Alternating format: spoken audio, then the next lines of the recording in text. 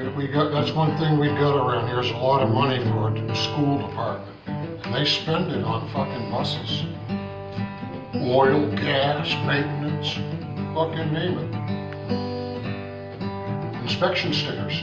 They're tough to get on a school bus.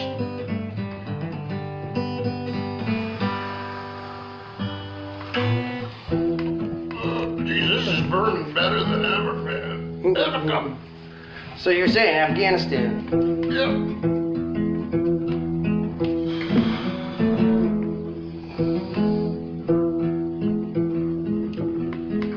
Well, the fact is this, because I can keep this story real short. I graduated from high school like you did, and I was sort of mixed up just like you were, because I had a draft card, and I got friends, man, that already going to the jungle, fucking East Asia, right? Yeah.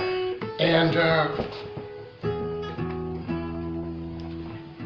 so I ended up going down to Castine, Maine. Got into a marine engineering undergraduate degree program. And when I first got there,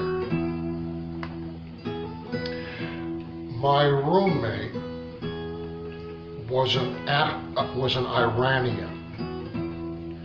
Now, I got a lot to say about this because at that era, 1972, there were something like 50,000 fucking Iranians in country, here, spread across everywhere, UCLA, USC, LSU, back everywhere. The academies, the military academies, we got Iranians in their own uniforms in our fucking academies. Right at Maine Maritime Academy. I roomed with one for wholesome, Shaheen Razouk. His parents were wealthy fuckers from Tehran. I ain't shitting you, man. It's all wealth. As soon as everybody, like, you can't have a car there for about first semester. Then after that, if your brass is all shined up, you can have a car. You gotta get a permit for it and all that shit. These motherfuckers going right out buying brand new rigs over in Bangor. Yeah. You know, and like my roommate was 4 years older than I was. He'd already served the king in military uniform in Iran for 4 years. He'd already served. Now he's in officer candidate school in Maine. Yeah. Now, on top of all of this, my next fucking roommate, David Sperry, graduated from high school in Kabul, Afghanistan, at an AIS, which is an American International School. AIS is everywhere throughout the world when there's a lot of embassy. Wherever there's a lot of embassy, there's going to be all kind of other activity around it. You see? Now this is 1972, and Saigon hasn't fallen yet. Yet over in Kabul, Afghanistan, Dave's been there for the last 2 fucking years. Last 2 years of high school. Fell in love with a chick from California there named Peggy. Yeah, but this is my point.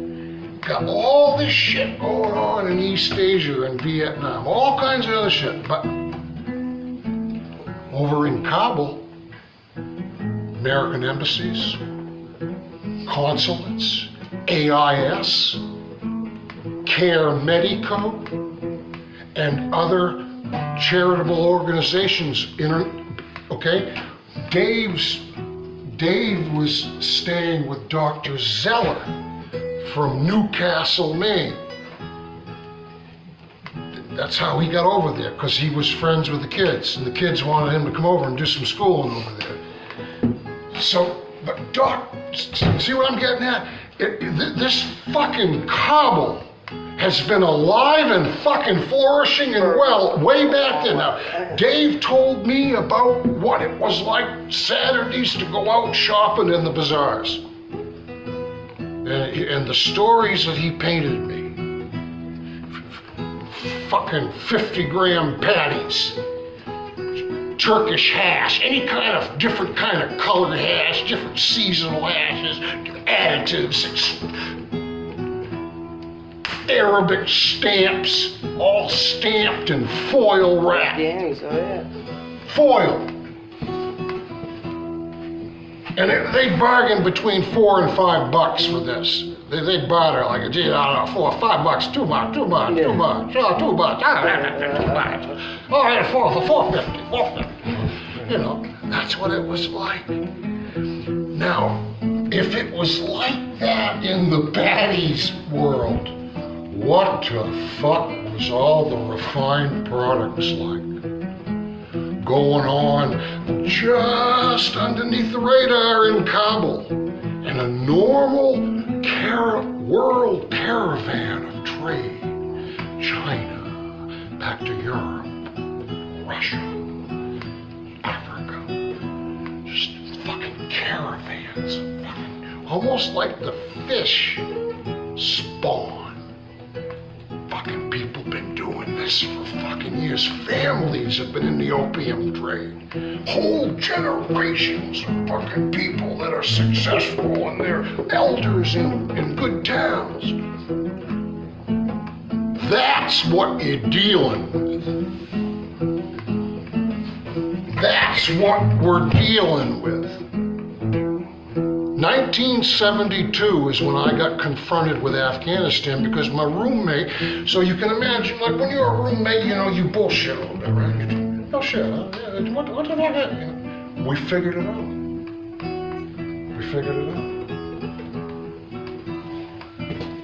America has an interest in this opium rigging. More so than what a lot of people give us credit for. They think it's always, oh, it's the gooks, it's the Chinese, yeah, they're all shooting up, all fucking bullshit. When I'm pretty convinced that some of the brass that wanted to maintain Vietnam hot they were making too much money.